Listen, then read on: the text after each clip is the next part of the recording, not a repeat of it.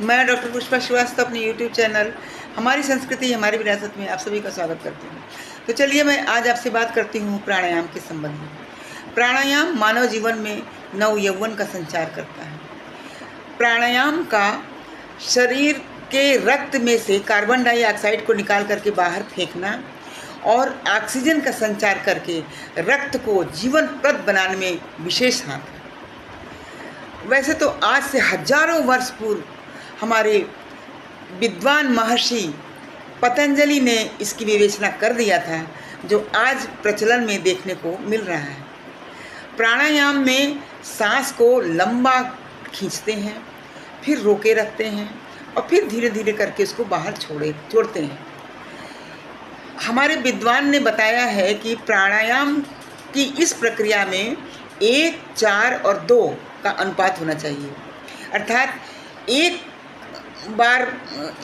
गायत्री मंत्र पढ़ते हुए आप सांस को अंदर खींचिए, 4 गायत्री मंत्र पढ़ते हुए सांस को रोके रखिए और फिर 2 गायत्री मंत्र पढ़ते हुए सांस को बाहर छोड़िए। यह सही क्रम है, किंतु ऐसा कोई हार्ड एंड फास्ट नहीं है।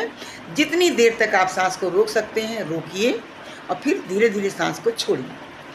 ऐसा करने से क्या होता है, शरीर में संकुचन होता है, तनाव होता है और फैलाव होता है। ये तनाव और फैलाव हमारे शरीर को लचीलापन बनाता है, हमारे शरीर में लचीलापन ले आता है, हमारे शरीर में जमा विजातीय तत्वों को बाहर करता है और हमको यौवनता प्रदान करता है।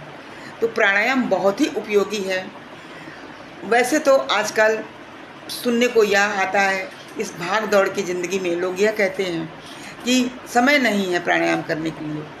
उन लोगों से मैं सिर्फ एक बात पूछना चाहती हूँ कि समय नहीं है, पैसा कमाने को ज़्यादा महत्व देते हैं स्वास्थ्य के अपेक्षा।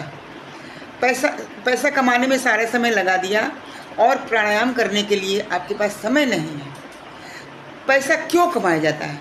पैसा सुखी रहने के लिए, उल्लास पाने के लिए ही तो पैसा कमाया जाता है। जिस पैसे को हमने कमाया, समय को बचा करके हमने पैसा कमाया, फिर उस पैसे को हमने अपने अस्वस्थ होने पर खर्च कर दिया, तो ये ज़्यादा लाभदायक है या शुरू में ही समय को निकाल करके प्राणायाम करना? भले ही पैसा कम कमाएं परंतु अपने को स्वस्थ रखें और उसी पैसे को हम अपने और जगह पर खर्च करें, ये लाभदायक है।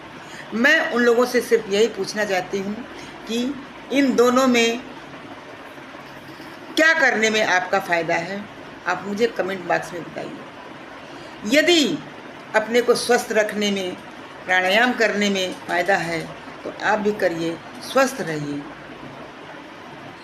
सुखी रहिए। Thank you very much.